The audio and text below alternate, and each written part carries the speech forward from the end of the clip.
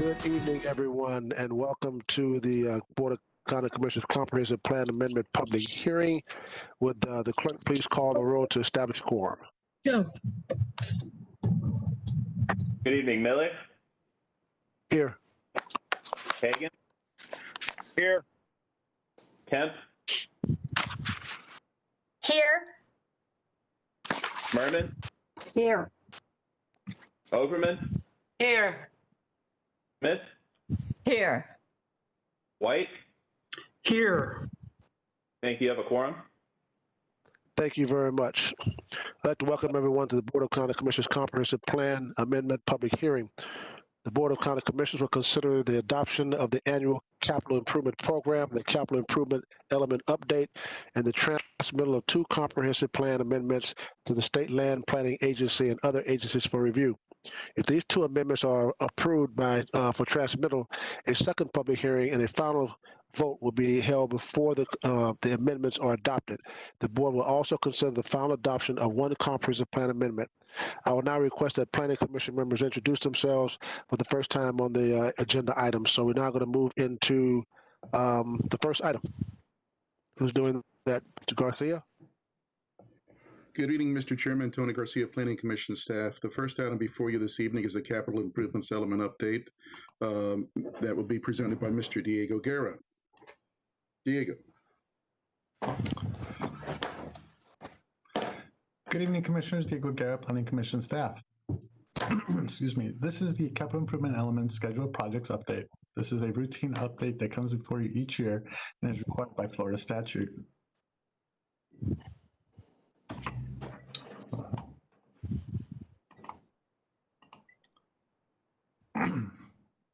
Chapter 163 of Florida statutes requires that the schedule of projects, a subset of the capital improvement program, and a list of capital improvement program projects that address level service be updated on an annual basis. The update would replace the existing schedule with the schedule in your packets. The update is accomplished by ordinance per Chapter 163 and does not follow the typical plan amendment process. The schedule was developed by county staff from the adopted capital improvement program. County staff determined which projects affected the adopted level of service and identified whether they eliminate a deficiency, maintain level of service, or serve future growth. Plans of other agencies are adopted by reference by existing policies within the capital improvement program or capital improvement element.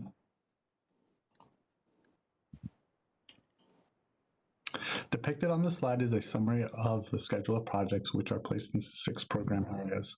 As you can see, the largest groups in terms of funding are transportation and water enterprises. The total funding amount for FY21 through FY25 is $1.2 million for a total of 162 projects. The first step in reviewing the schedule for consistency was to take a look at the projects identified as addressing level of service and see how the schedule compared to those priorities outlined in the capital improvements element. Capital improvement element policy 1.E.2 states that funding should first be expended on projects that maintain level of service and eliminate existing deficiencies before expending funds on projects to serve future growth. As you can see, a combined 89% of funds are slated for projects that either eliminate deficiencies or maintain level of service. Approximately 11% of the funding is being used on projects that serve future growth, and staff found this consistent with the comprehensive plan policy.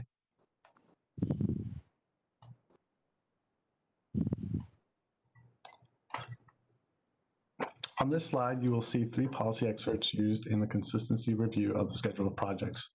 However, a full list of policies can be found in your packets. The first policy I discussed in the previous slide, which discussed how funding should be utilized. The second policy is from the future land use element. It discusses infrastructure location and directs infrastructure and facilities to the urban service area. Staff found 98% of all projects are within the urban service area. Additionally, the comprehensive plan also has policies regarding the coastal high hazard area and limited public expenditure for infrastructure and facilities within it. After review, staff found that projects within the coastal high hazard area were minimal and were either to serve existing development, repair or replacement, or enhance public access to natural areas. At its August 10th regular meeting, the Planning Commission found the FY21 to FY25 schedule of projects consistent with the goals, objectives, and policies of future Hillsborough's comprehensive plan for unincorporated Hillsborough County and recommends adoption by ordinance. Ladies and gentlemen, this concludes my presentation. Myself and city staff are available for questions. Thank you, sir. This is a public hearing. I don't believe we had anyone sign up to speak on this. Am I correct? That is correct, Commissioner Miller. Thank you very much. What's your pleasure, members? Move approval. Second. Motion by Commissioner Smith, second by Commissioner Overman, I believe, Yes. to adopt fiscal year 2021, fiscal year 2025 capital improvement program. Seeing no further discussion, please call the roll. Miller, Here. I mean, yes. Hagan? Kemp, Yes. Merman, Yes. Overman, Yes. Smith, Yes. White. Yes. Motion carried 7-0. Mr. Garcia? Thank you, Mr. Chairman. We were now getting into, we have two items for the transmittal hearing. Item A1 will come before you first. This is HC CPA 2015. This is future land use map change. The presenter is Mr. Will Augustine. Will? Commissioners, good evening. I'm Will Augustine with Planning Commission staff. Next item before you is Hillsborough County's Comprehensive Plan Amendment 20-15. Next slide, please. This plan amendment is located in north central Hillsborough County along Mango Road, just north of Martin Luther King Boulevard. It is located within the urban service area. Next slide, please. The subject site is a privately initiated map amendment in north central Hillsborough County, which is approximately 19.5 acres in size. The aerial shows that the surrounding area is predominantly single-family homes. The land use of residential 4, residential 6, and residential 9 predominate the area. Subject property is north of the Mango Road, Martin Luther King Boulevard intersection. US Highway 92 and Interstate 4 are to the north. Interstate 75 is to the west, and Taylor Road is to the east. Next slide, please. The subject site has an adopted quasi-public land use classification.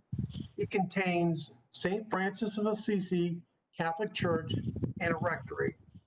The large quasi-public parcel immediately to the south is Mango Elementary.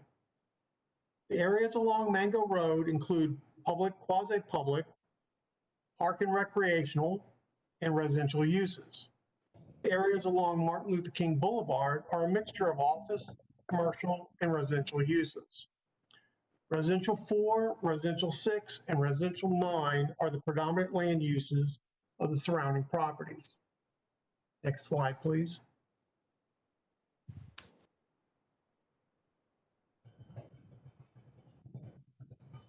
Next slide, please.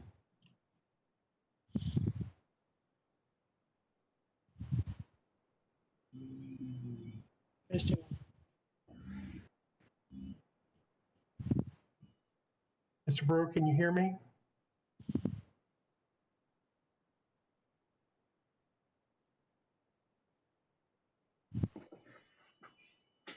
Thank you. Mr. Brewer?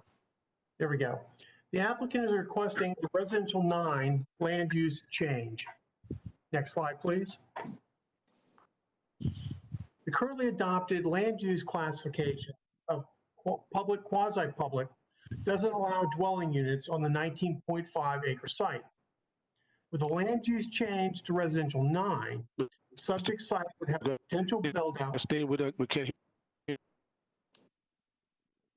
Commissioner Miller, I believe you're breaking up. We can hear him. Commissioner Miller, if you can hear me, I'm the same as Commissioner Overman. I can hear Mr. Augustine fine. But you're breaking up, a bit.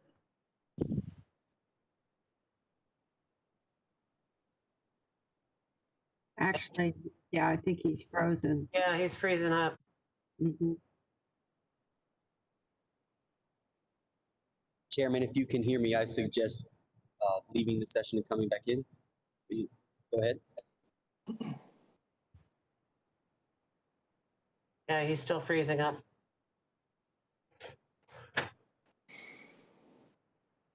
This is like a bad movie. It happens on occasion.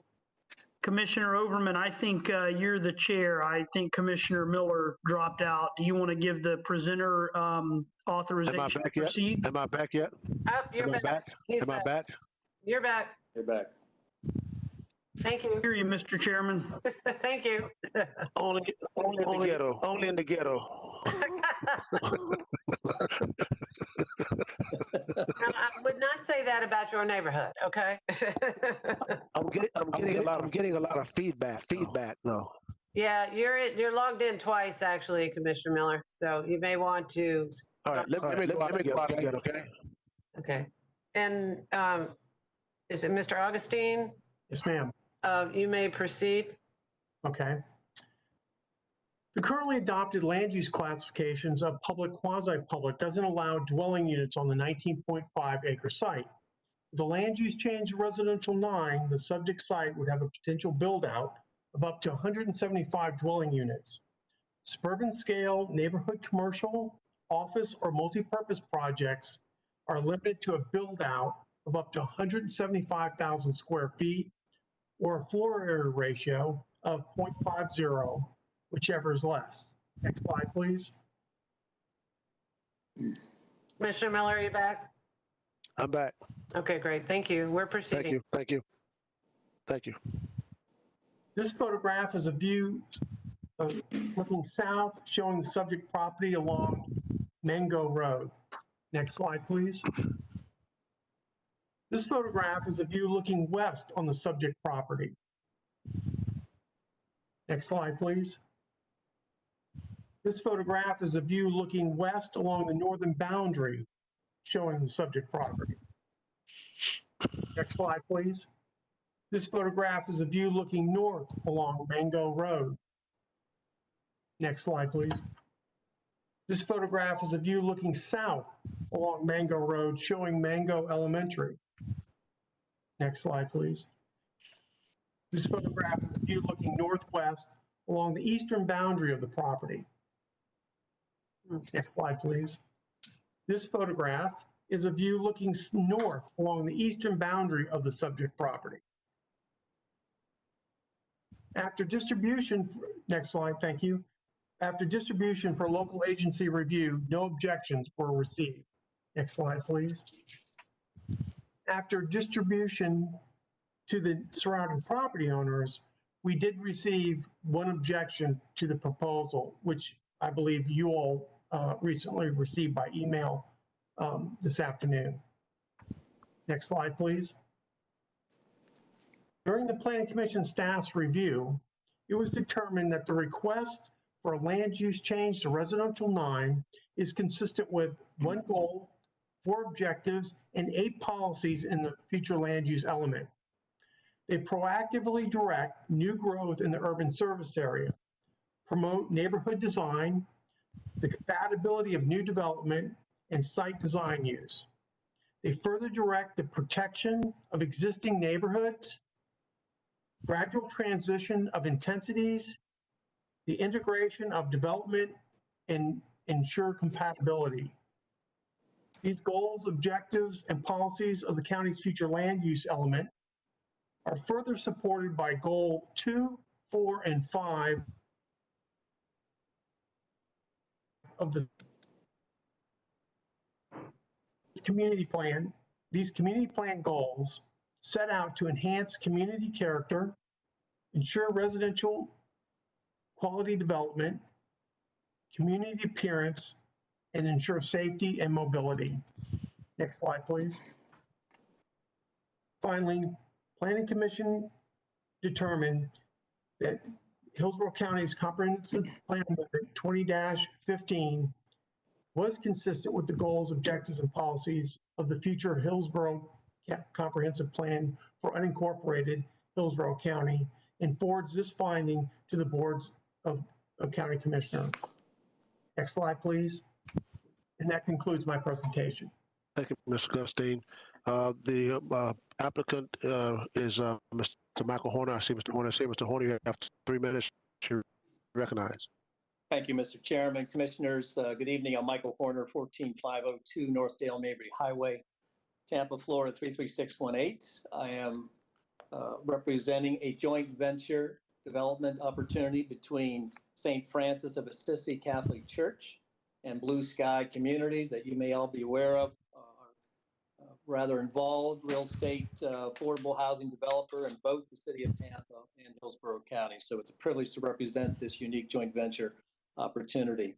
This is a 19.5 acre site. I will be brief. I think Mr. Augustine's report was factual, on point. We certainly accept all of those recommendations and findings of fact. We are pleased with the layout of the report. We certainly agree it's consistent with all goals, objectives, and policies of the plan. This is going to be a restricted senior elderly housing development.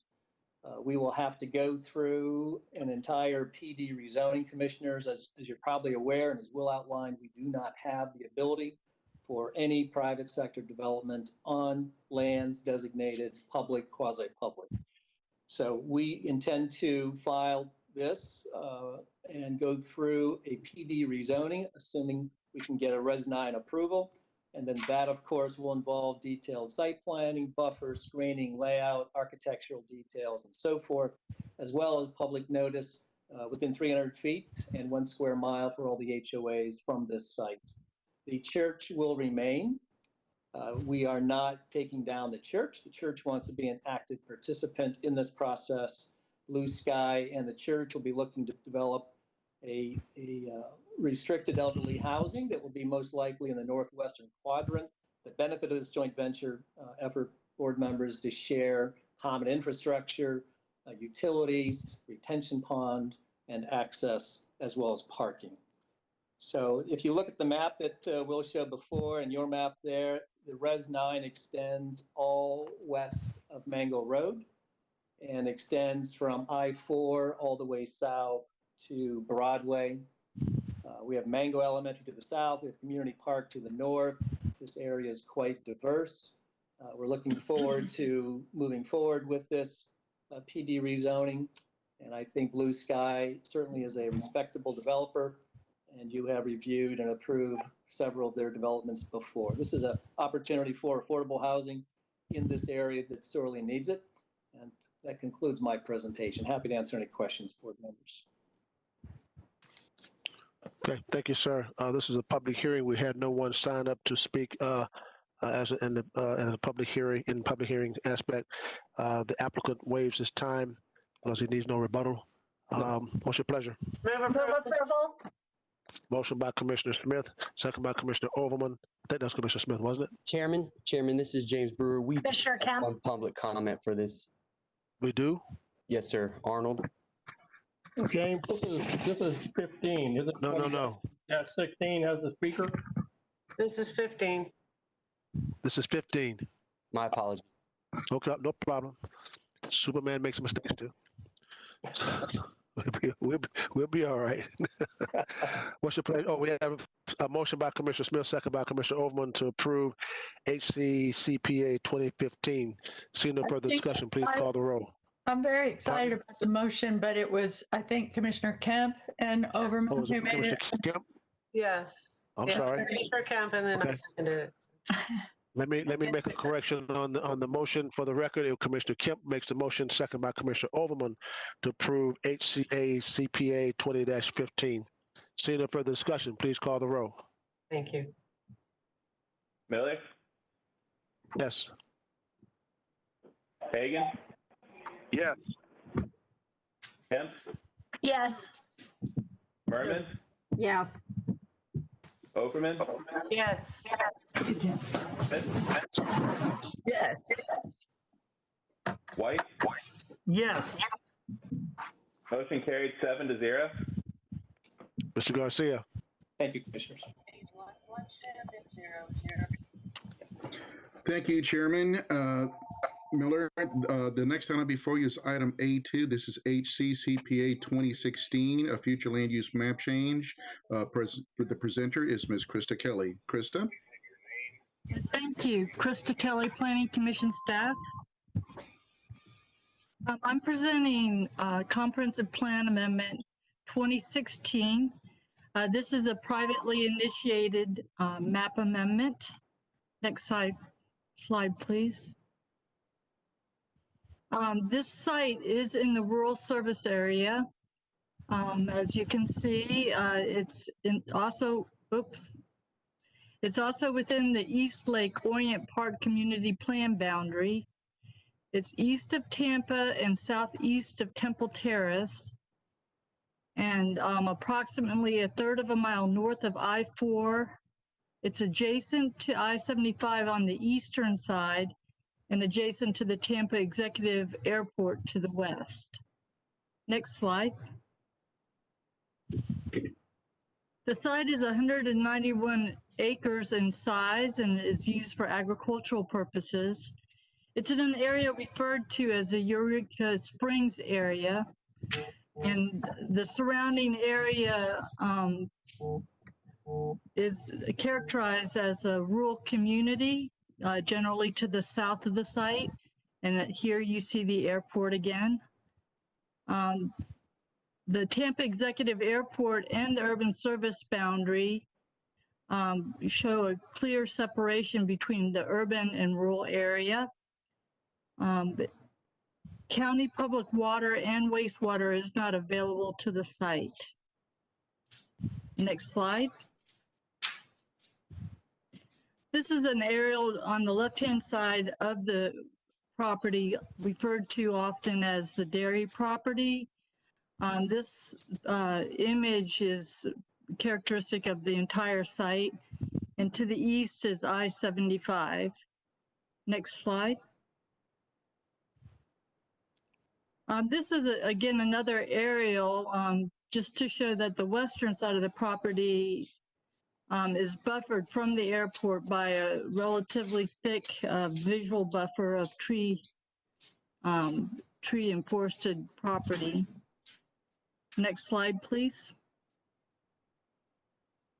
Currently, the site is designated residential 1, as you see here, as are all the properties to the south of the site and across I-75. The airport is designated public quasi-public. Next slide, please. The applicant is requesting light industrial plant, which is that light gray color. Next slide, please. The impact of this change on 191 acres would essentially eliminate residential use of the property. Currently, 101 up to 191 dwelling units might be permitted. For non-residential uses under the Res 1 category, it would require that the site meet locational criteria, which it does not.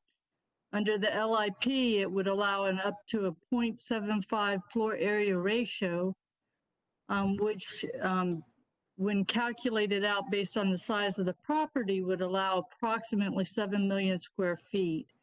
However, to put it more in a typical average, countywide average, LIP is generally built out to 0.088, which equates to 915,000 square feet of non-residential use.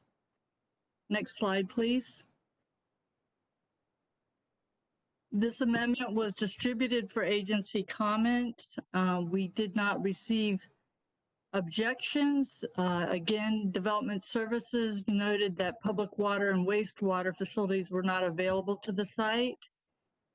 The Tampa Executive Airport provided a comment that they prefer non-residential uses on properties adjacent to the airport.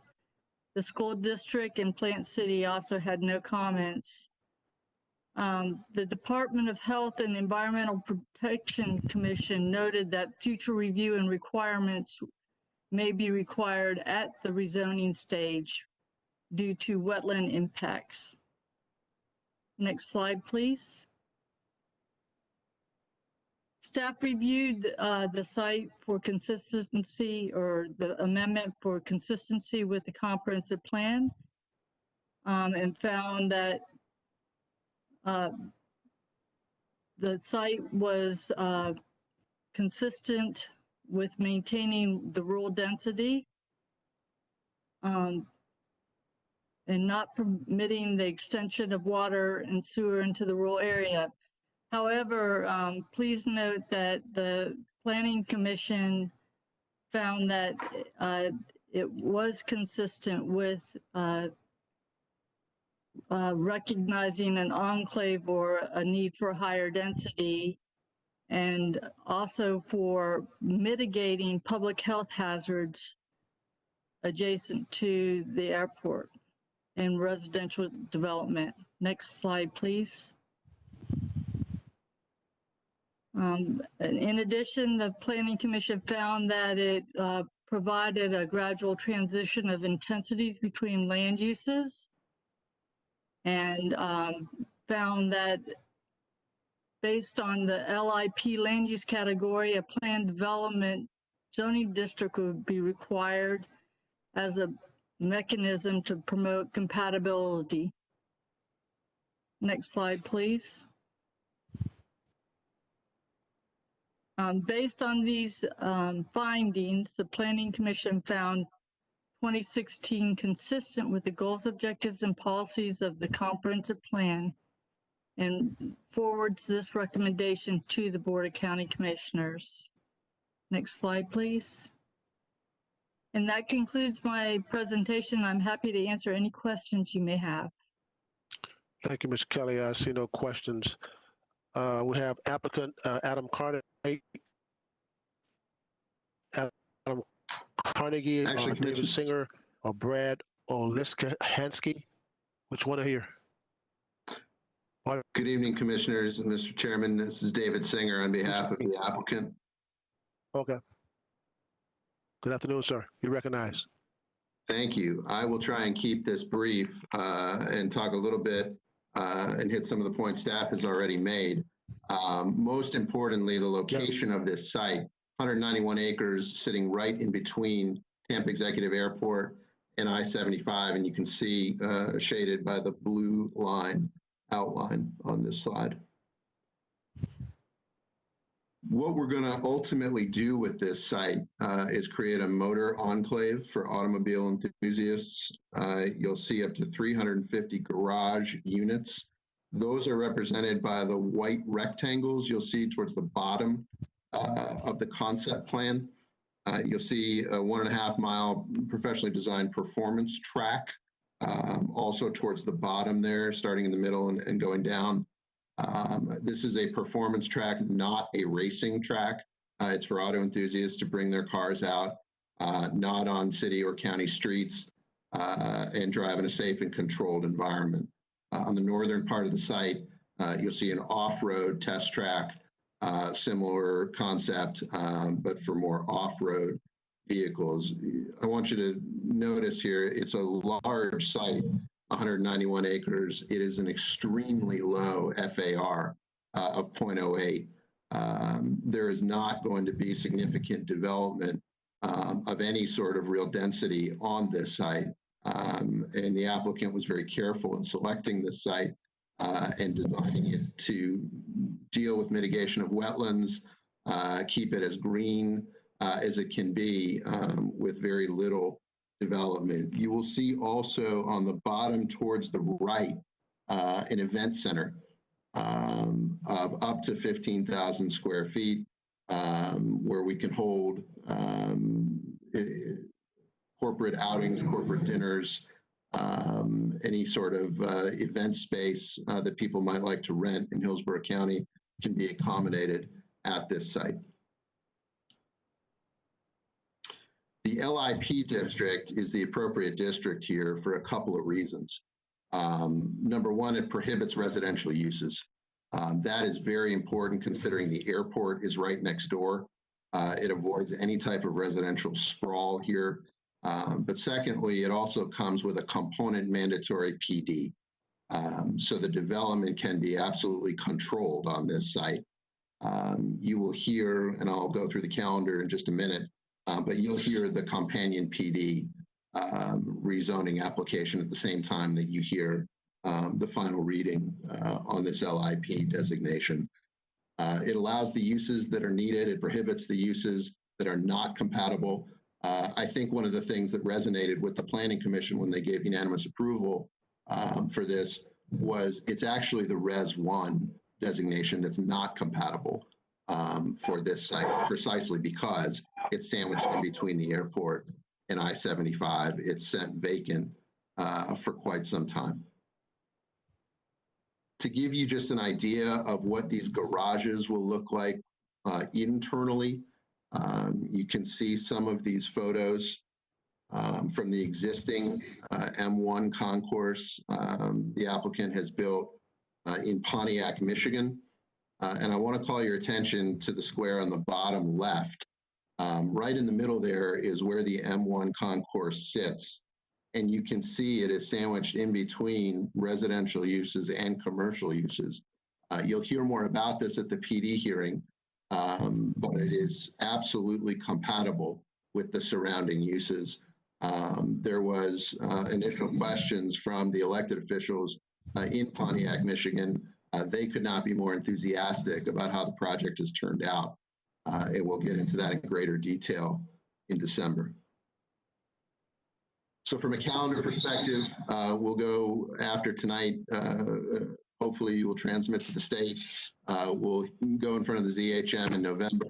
And then both the future land use amendment and the PD rezone will be in front of you in December.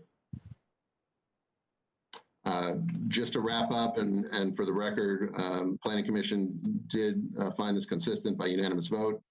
Policy 1.2, 14.3, 38.2, 4.7, consistent with the East Lake Oriented Community Plan, as well as policy 16.2, 16.3, and 24.4. We're excited about this project for a number of reasons. I will go into much greater detail in December, but I am here. Adam Carnegie from Stantec is here. The applicant is here. If there's any questions, we can answer for you at this point. And that concludes my presentation. We ask that you send this to the state for their approval. Okay, thank you, sir. This was a public hearing. We had one person to sign up to speak on this, Arnold Stark. Yes, I'm here. Yes, sir. You recognize you have 3 minutes, sir. Okay, thank you. We agree with the planning staff and their comments on the incompatibility of this request with our beautiful Eureka Springs Park. We're fortunate to live across the park, and almost every day we hear children laughing and playing there. Other than the occasional low drone from I-75 traffic and aircraft noise, our community is a quiet place. I compliment the staff for their interpretation and use of community plans data and looking at the depth of this proposal. At the time they were developed, my wife Lillian was president of the Greater Sonota-Sassa Civic Association and was on the community planning committee for both Sonota-Sassa and East Lake areas. We were also spokespersons from Eureka Springs. I encourage you to continue to use all these documents wisely. We love Eureka Springs Park and our rural lifestyle, and we'll be grateful to be left here to enjoy it. This project would make that difficult. Between us, we have asthma and COPD. When the air contains exhaust fumes, smog from running cars, we have difficulty breathing. It has been recognized that locations where gasoline and products used to clean or repair autos are used, liquid waste sometimes sinks into the ground. There's a chance this could result in contamination of the surrounding water table and aquifer. As described by the developer, there'll be a number of events throughout the year where attendees may number in the hundreds or even thousands. Neither Eureka Springs Road North Falkenberg Road can handle such traffic. A few years ago, there was an event at the airport which turned Eureka Springs Road into a parking lot. No one could get out of or into their homes for hours. Although the numbers of trips shown doesn't seem bad on paper, the additional trips will be a problem for the children and animals that play or feed near the roadside or on the road itself. Yes, kids shouldn't do that, and cars shouldn't be speeding either. If there's a back gate leading to Eureka Springs Road, we will surely see traffic using it. Therefore, should this incompatible zoning be approved, and since the main entrance is now on Falkenberg Road, it's important that the development's address should be changed to Falkenberg Road, and the access on Eureka Springs Road should be permanently removed. We appreciate your efforts to keep traffic off of Eureka Springs Road and pray that you will live up to your promises. The park must not be damaged by this project, as it is too great a treasure for the county. Any company wanting to build a place as described must have detailed plans for ameliorating the damage from accidents, chemical spillage, and air pollution that might occur there to both land and people involved.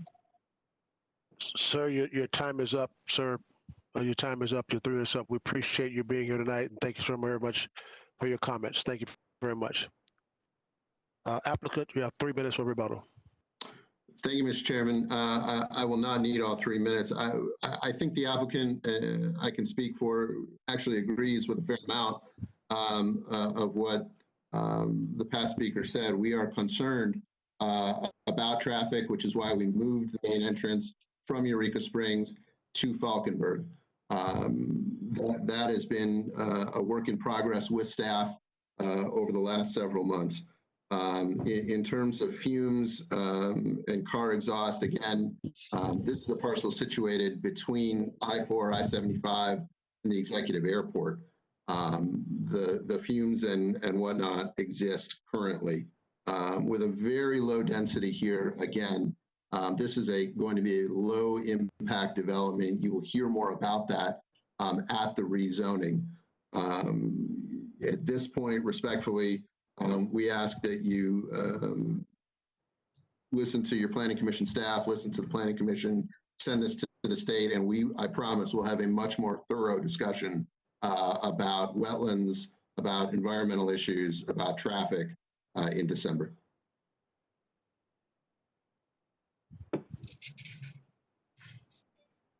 Thank you, sir.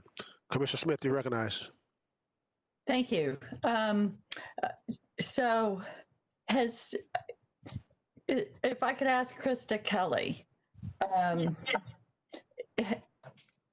first of all, you said something about the water utilities, public water and wastewater are not available.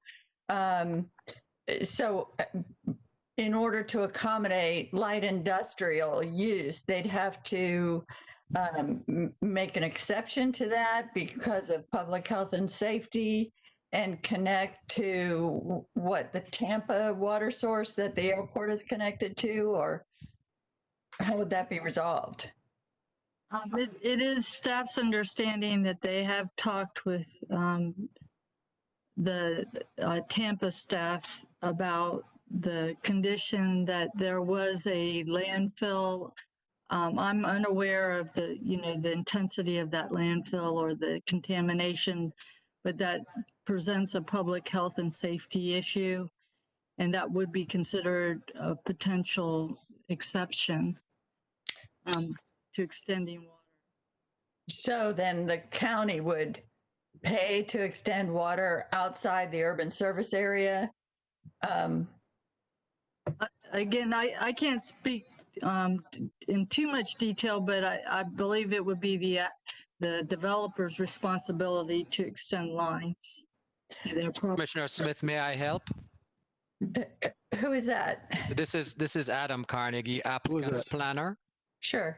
Mr. Chairman, may I help address the question? Yes, sir. Go ahead. Okay, thank you.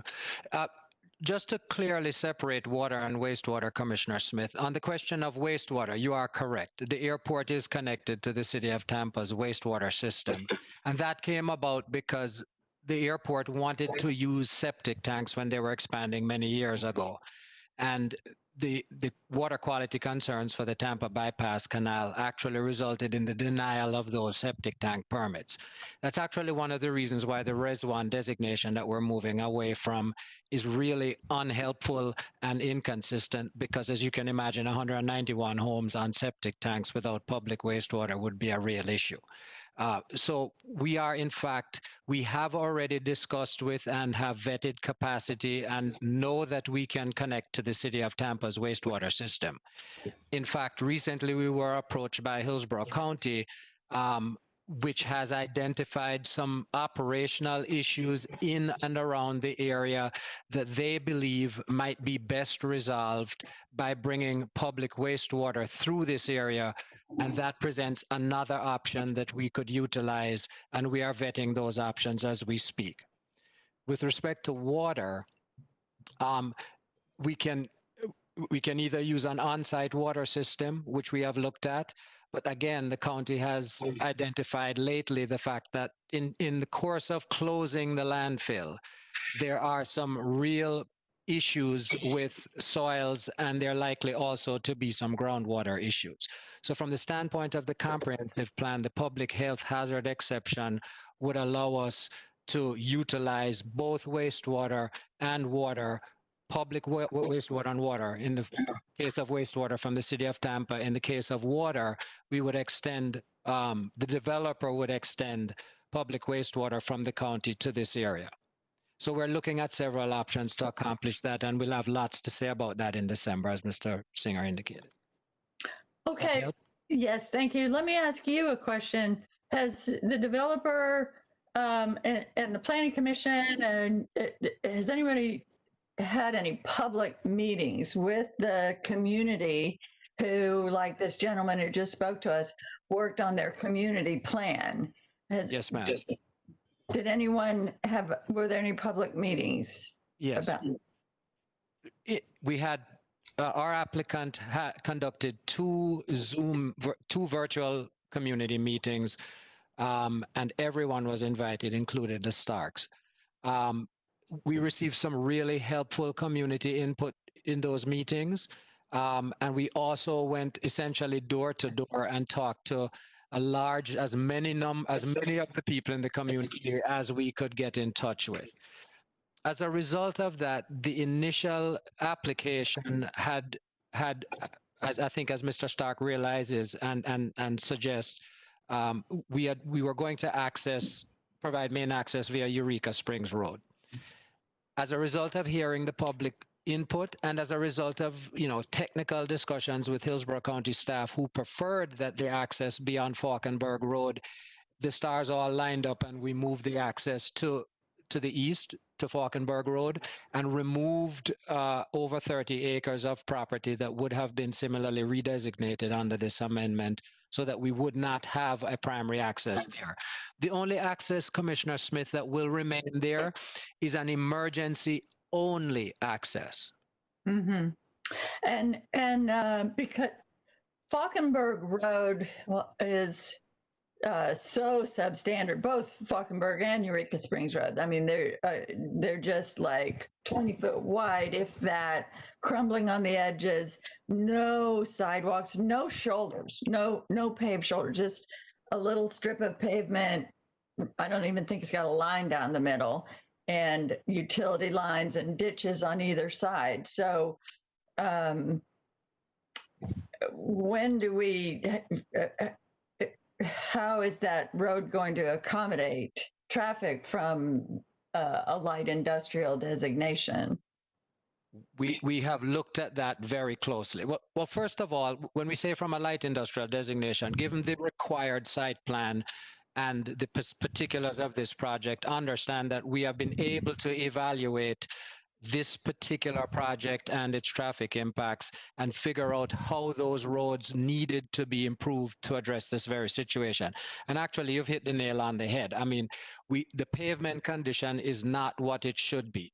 And it is not yet, Falkenberg Road is not yet 20 feet wide, okay? It is sometimes less than that. You're absolutely right. So we met in the field with county staff and, you know, reviewed that road from all different perspectives, including the ability to have utilities within that road, the pavement condition, pavement width, and so on. And county staff, the technical staff, has identified a series of improvements that we are identifying as part of the PD designation, part of which is to improve the pavement condition so that it will be consistently 20 feet wide. The traffic impacts that will be presented by this project are, and we'll give you more information as we go, are substantially less than the 191 units that would currently be allowed consideration of under the Res 1. Does that help? Yes, thank you. That's all I need from you. Thank you very much. Okay, ma'am. I do have concerns about this, that it is inconsistent with the community plan. And so it would be a de facto change to the community plan, which has it designated this area to remain rural or agricultural or Res 1. And so, you know, I would want to know that really, I think the process should be, you're changing the community plan. You are changing the community plan. So you go to the community and go through the process of changing the community plan, rather than just coming here and saying, well, we're just going to do this thing that's inconsistent with the community plan. That's a problem for me that I'm struggling with. So if this gets transmitted today, I would like to see before adoption some indication of those Zoom meetings and community participation in this, and some indication of what we would do with the community plan.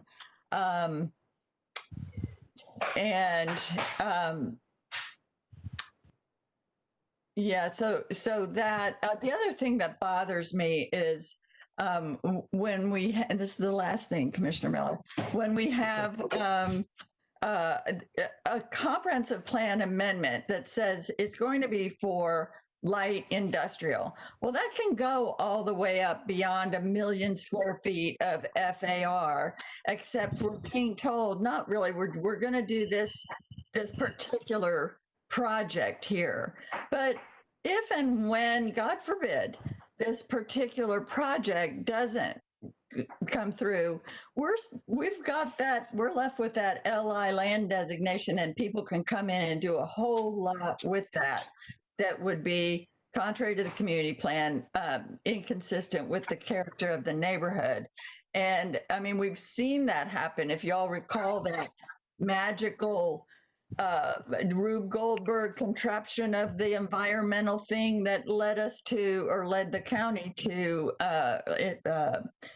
enlarge the comprehensive plan, where they were going to do that whole big environmental energy park. And then that fell through. It sounded great. They were going to do all this stuff with green energy, and then it fell through. And we've still got now the urban service area boundary expanded, and people can do whatever the underlying comp plan designation is. So those are my qualms about this. Unless I can see this probably will move forward, but for the adoption, I'd be looking to see those things addressed. Thank you. I'm done. Thank you, Commissioner Smith. Let me ask a question, sir. And I won't be here if this passes to come back in December, but I need to ask this question. What's the, how often is this going to be a facility that's going to be used every day? What are you looking at? Is that for me, Commissioner Miller? That's for Mr. Singer or yourself? Well, either one. Yes. The frequent. Do you want to take it? Sir, go ahead, David, and I'll add to it as needed. Well, let me just very briefly address Commissioner Smith's prior comment, and then Commissioner Miller, Commissioner Smith, there's two designations in the future land use code. One is light industrial and one is light industrial planned. And this one is light industrial planned. And the safeguard that the county has is there must be an accompanying PD when someone seeks to develop. So God forbid something happens, this project goes away. Anyone who would seek to develop would have to come back to you, the board, with a PD. And again, you have then that ability to say, I'm sorry, I understand it's an LIP designation, but your PD just is not compatible with the community. So there's that built-in safeguard. Commissioner Miller, in response to your question, the way that this community works is somewhat like a marina. People will have their recreational vehicles there, much like they would have a boat at a marina, and they will occasionally come and use the facility at their leisure. Again, importantly, it's not a residential situation. So folks are not coming to visit their cars and drive that track every day. There will be some people on site on a daily basis, but it's not a full capacity. Every garage is packed on an everyday basis. Well, how do they use their cars? You said they go out on the track. What do they do? Just ride around slowly at 10 miles an hour or what? There are different cars and different uses for those cars. Some are slow around the track, and some are more controlled performance rides along those tracks. There's also driving schools. That's a nice way of saying speeding? That's a nice way of saying speeding in a controlled environment. Okay. You're an attorney? Yes, sir. I figured that. So therefore, you could have cars out there speeding around the track, making a lot of noise from time to time, maybe more than from time to time. Am I correct? Well, the cars have mufflers on them. These are all street legal cars, sir. Well, street legal cars have loud mufflers also. I suppose some do. I'm just trying to pinpoint where, you know, if we do this, what's going to be the what's going to happen with the neighbors out there? Even though I know this area very well and it's rural, some of them are spread out very wide as far as properties go. But still, if you have cars out there doing the controlled, whatever you call it, a few minutes ago, and they have those mufflers and making noise, that's going to be a disturbance to the public out there. That's why I asked how often will people be doing this, and how will they be utilizing the track? You've answered my questions. Thank you. Okay. One other additional point, sir, is there's no. Mr. Chairman. Pardon me? Mr. Chairman, I have my hand up. I don't see it, but go ahead, Commissioner White. I'm having some problems here today. I don't know what's going on. Go ahead, Commissioner White. I recognize. Okay, well, I was going to mention the nuance that the request here is light industrial planned versus light industrial, but Mr. Singer has pointed that out.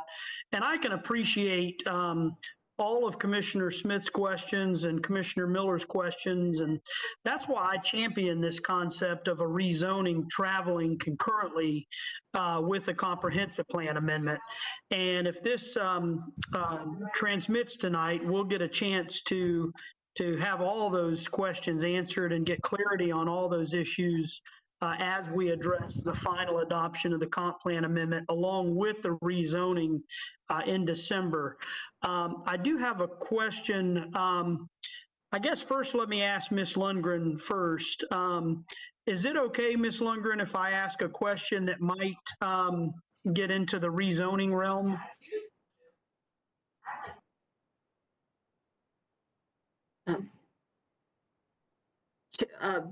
Commissioners, as this hearing is focused on the comprehensive plan amendment, so I think some general questions regarding the rezoning may be appropriate at this time, but I would caution the commissioners to remain on the topic of the comprehensive plan amendment. As you understand, the plan development is going to be coming before you if this amendment is transmitted.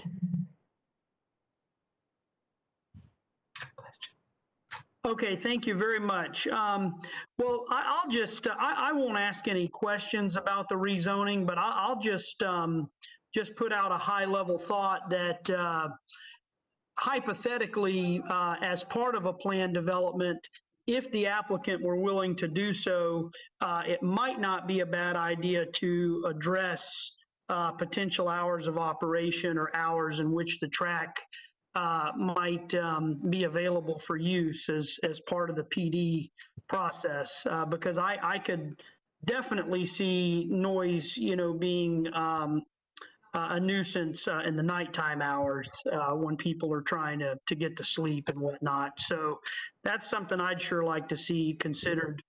I was going to make a motion to transmit, but I do see Commissioner Overman raising her hand. So I'll, Mr. Chairman, I'll wait until all the discussion's finished. Okay, Commissioner Overman, you recognize. Thank you. And this is just my still trying to figure out the whole planning process and where PDs and community plans meet. But in this particular comp plan amendment under the LIP, would a racetrack be a permitted use? And I'm not suggesting that this is a racetrack, but if the track gets laid and the theme changes, but it's still in a similar use, would that be permitted to be a racetrack? Because that was my only concern about it. I love the idea if the community is okay with it.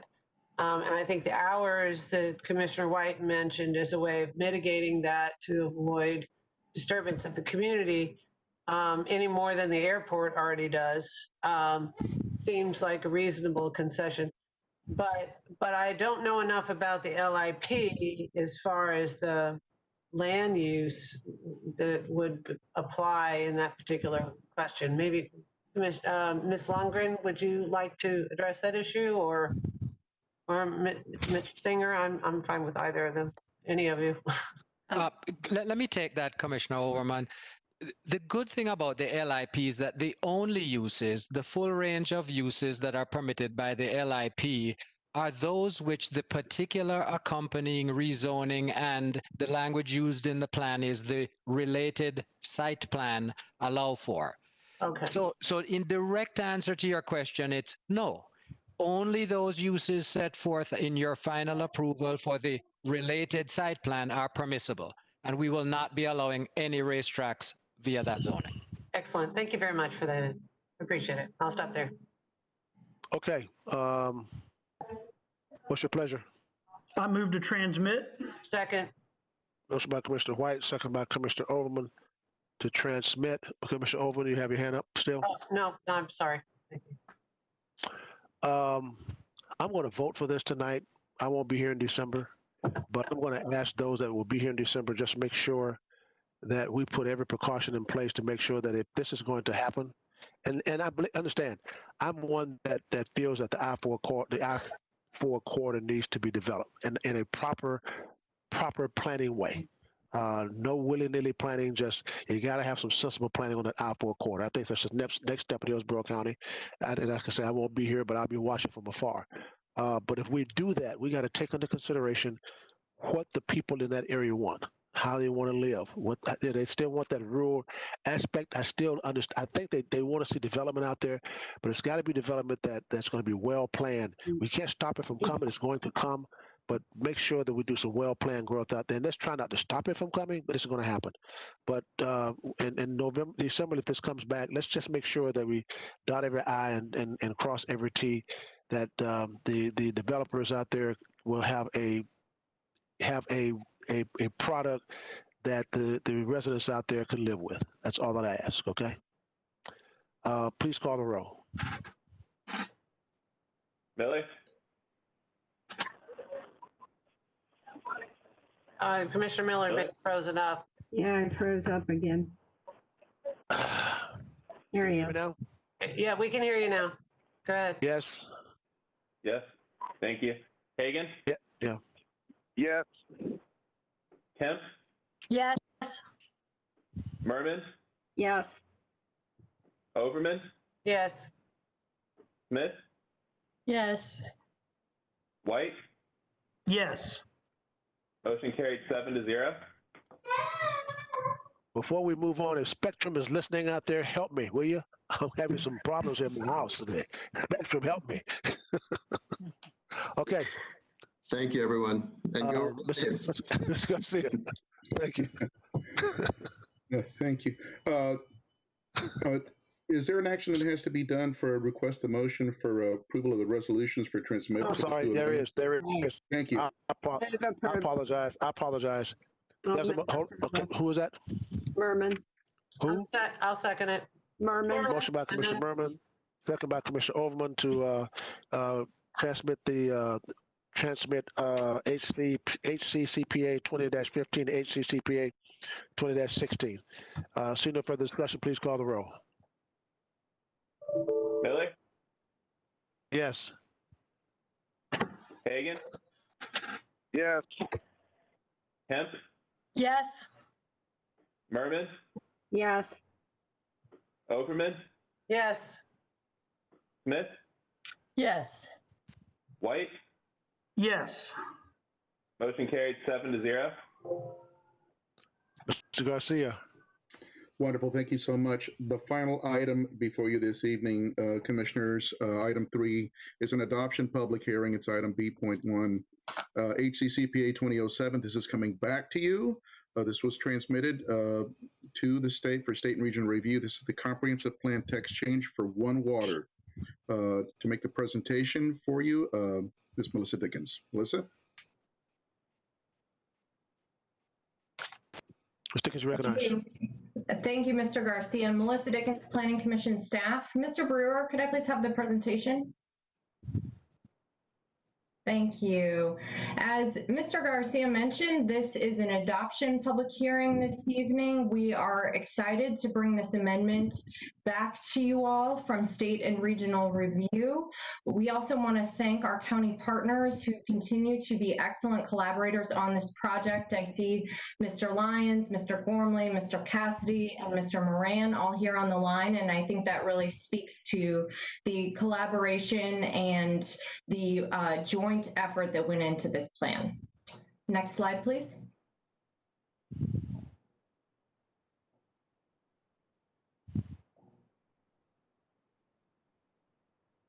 So I am going to be brief because you all have seen this previously, but to refresh, this is serving as the initial phase of the unincorporated county comprehensive plan amendment. It is combining several elements that pertain to water, replacing those elements and updating them. It's also updating and integrating the other water resource related language and maps from throughout the comprehensive plan. Next slide.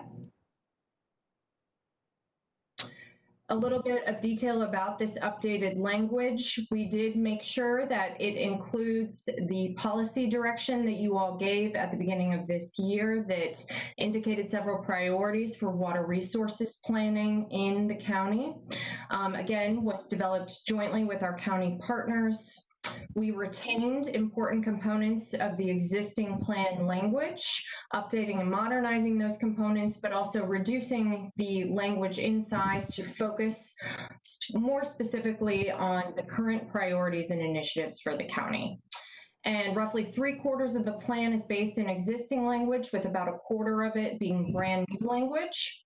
And the final language is a result of significant public and stakeholder outreach with folks like the agricultural community, the building community, the environmental community, and citizens and residents.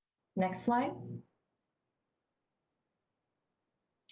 The final plan has 6 goals. I won't read them for you as they are on your screen. They have remained unchanged since transmittal, and we believe that these reflect nicely the diverse set of initiatives that are under One Water and the different aspects of water resources planning that the chapter contains.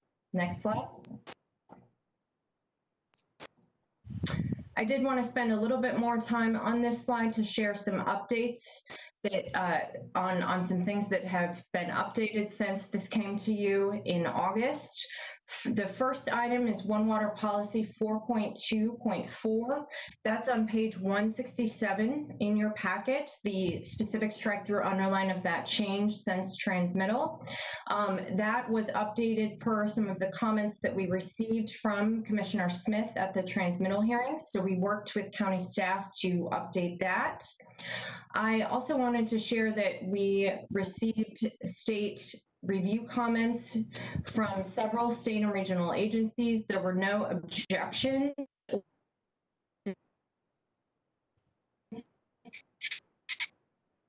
Southwest Management District, specifically the approach integration aspects of water resources planning. We continue to get or hear recognition for this update in the methodology that was utilized.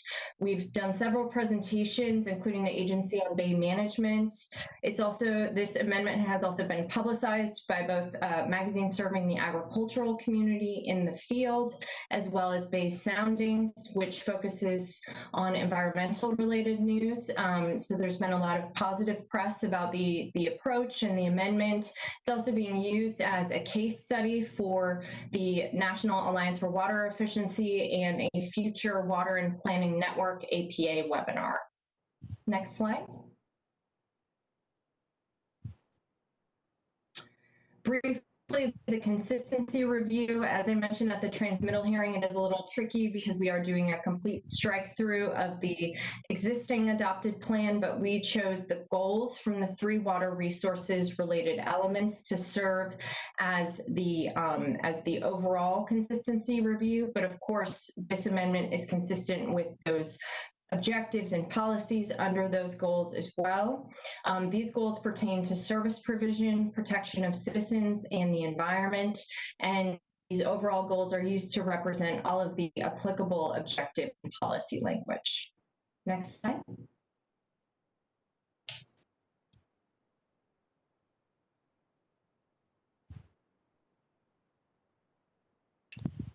It's coming through a little slow. There we go. And I did want to share that the Planning Commission recommendation was to find the proposed text in HCCPA 2007 consistent with the future of Hillsborough Comprehensive Plan for Unincorporated Hillsborough County.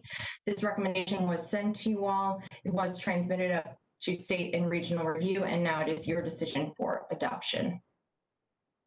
And this concludes my presentation this evening. I'm available if there are questions. We also have several folks from the county side on the line who are available as well. Thank you. Thank you, Ms. Dickens. This is a public hearing. We had no one sign up to speak on this issue. So therefore, what's your pleasure, members? Move approval. Motion by Commissioner Overman, second by Commissioner Smith to move the transmit. Any move approval, I'm sorry. Is there any questions? I see none. Please call the roll. Miller, Yes. Hagan, Yes. Kemp, Yes. Merman, Yes. Overman, Yes. Smith, Yes. White. Yes. Motion carried 7-0. Now, I believe we need a motion to approve the ordinance for adoption. Am I correct? So moved. Correct. Commissioner Merman. Motion. Second by Commissioner Merman. Second. Second by Commissioner Smith. Second by Commissioner Smith. See no further discussion. Please call the roll. Miller, Yes. Hagan, Yes. Kemp, Yes. Merman, Yes. Overman, Yes. Smith, Yes. White. Yes. Motion carried 7-0. Good. Is there any further business to come before us tonight? Any Chairman Miller, business? no further Mr. business. Garcia?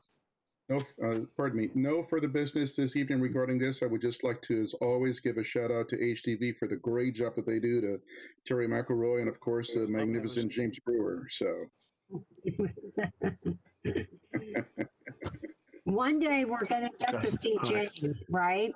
I know. Look, I'm we having need to some. see him. I just want to see his face. Yeah. Are they gonna run? Mr. Brewer, could you put your camera on so we can see you? Oh my gosh. There he is. There he is. There he is. Hey, James. All right. Great job. Very nice to see your face, James. All right.